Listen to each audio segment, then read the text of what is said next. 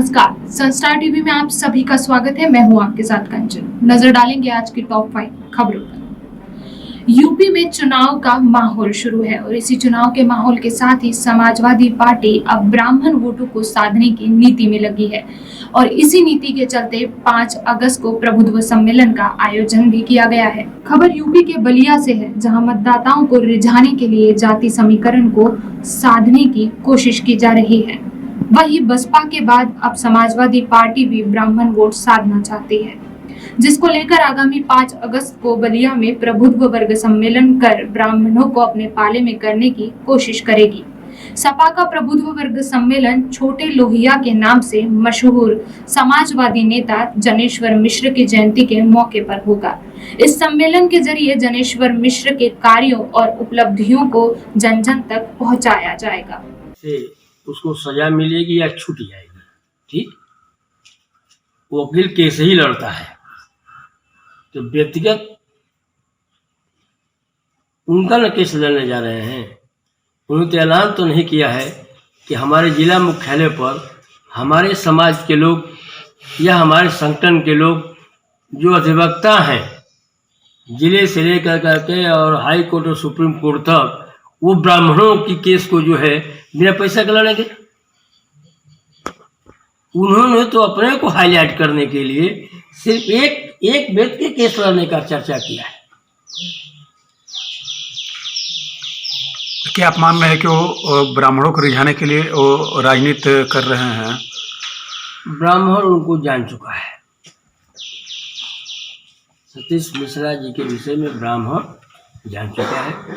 वो जो कर रहे हैं वही करें, और ब्राह्मण जो है जो वो कर रहे हैं वह उनके नेता के साथ करने को तैयार नहीं है। ब्राह्मण पूरा मन बन चुका है कि भारतीय जनता पार्टी के अत्याचारी, दुराचारी, किसान विरोधी, छात्र विरोधी, नौजवान विरोधी, कोरोना में जिस तरह से लोग ऑक्सीजन के बाद मरे उसका आक्रोश है, इस सबको देखते हुए ब्राह्मण ने मन बना लिया है कि हमको भारतीय जनता पार्टी की सरकार को उत्तर प्रदेश से और योगी को हमको हटाना है। हमको विकल्प के रूप में जो है समाजवादी पार्टी ने पिछले सरकार में जो हमको कुछ भी दिया है, हम समाजवादी पार्टी के साथ ही रहेंगे और हम समाजवादी पार्टी के सहारा के सरकार सत्ता परिवर्तन करेंगे। अब 2022 में हम आदित्य अखिलेश यादव जी को मुख्यमंत्री बनाएंगे। दिव्यांग की पुकार ना जाने कब सरकार तक पहुंचेगी। बारिश की वजह से खुले आसमान में 2 बच्चों के साथ चारपाई लगाकर सोने पर मजबूर है ये दिव्यांग।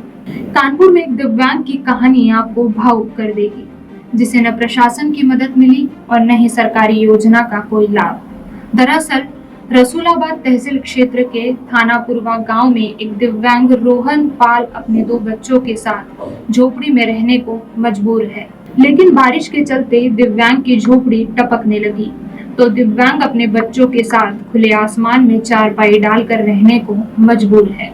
लेकिन अब तक प्रशासन से कोई भी मदद दिव्यांग तक नहीं पहुंची है। घर में पानी भर गया है, झोपड़ी में रहते थे, पूरा पानी भर गया है, तो यहाँ रहते हैं बच्चे से। यहाँ 2 दिन हो गए, 2 बच्चे हैं। यूपी में चुनाव का माहौल जोरों शोरों से चल रहा है और इसी के साथ ही बीजेपी नेता प्रबुद्ध सम्मेलन पर निशाना साधते नजर आए। उनका कहना है कि ब्राह्मण हमेशा बीजेपी के साथ थे और बीजेपी के साथ ही रहेंगे। बलिया में होने वाले प्रबुद्ध सम्मेलन को लेकर बीजेपी नेता ने बड़ा बयान दिया है। बीजेपी नेता राम शिरोमणि तिवारी ने कहा कि ब्राह्मण हमेशा से ही बीजेपी के साथ है। ऐसे में विपक्ष चुनाव आने पर वोटर्स को लुभाने की कोशिश में लगे हैं। इसके साथ ही बीजेपी नेता ने कहा कि पिछला चुनाव इसका उदाहरण है कि ब्राह्मण वोटर्स बीजेपी के साथ है। देखिए, जब चुनाव आता है सभी पार्टियां ब्राह्मणों को याद करती हैं। ब्राह्मण समाज बुद्धिजीवी समाज है, चूँकि सबको ये लगता है कि ब्राह्मण समाज जिसके साथ जुड़ेगा उसके साथ एक बहुत बड़ा समाज जुड़ जाएगा।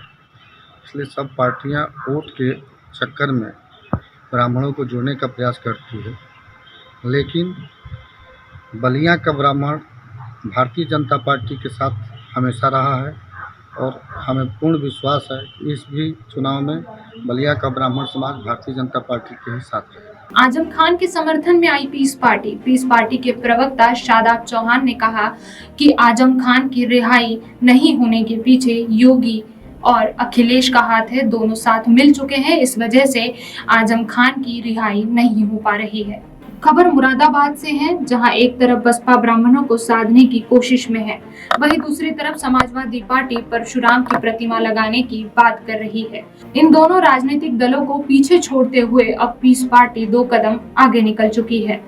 पीस पार्टी के राष्ट्रीय प्रवक्ता शादाब चौहान ने मुरादाबाद में मीडिया से बात करते हुए प्रदेश की योगी सरकार को घेरा और भगवान श्री राम को अपना पूर्वज बताते हुए कहा कि श्री पुरुषोत्तम श्री राम के नाम पर गुंडा राज कायम किया गया है, जिससे जनता परेशान हो गई है। राष्ट्रीय प्रवक्ता ने कहा कि उनके पूर्वज का नाम बदनाम किया जा रहा है। शादाब चौहान ने कहा कि अखिलेश यादव योगी से मिले हुए हैं, दोनों मिलकर आजम खान को जेल से नहीं निकालने दे रहे। आजम खान के साथ पीस पार्टी खड़ी है। पीस पार्टी 2022 विधानसभा चुनाव में अकेले दम पर लड़ने की तैयारी कर रही है, क्योंकि जन विरोधी मानवता विरोधी सरकार से जनता परेशान हो चुकी है और खास तौर से मेरे पूर्वज मर्यादा पुरुष श्री राम के नाम पर जो गुंडाराज कायम किया गया है, ये बहुत ही निंदनीय है कि हमारे पूर्वज का नाम खराब किया जा रहा है। हम उसकी कड़े शब्दों में निंदा करते हैं। तीसरी चीज ये है कि पश्चिम उत्तर प्रदेश का बड़ा कार्यालय मुरादाबाद में खोलने के साथ साथ पूरे पश्चिम उत्तर प्रदेश में यहाँ से हम लोग संगठनात्मक और राजनीतिक गतिविधि शुरू करने जा रहे हैं।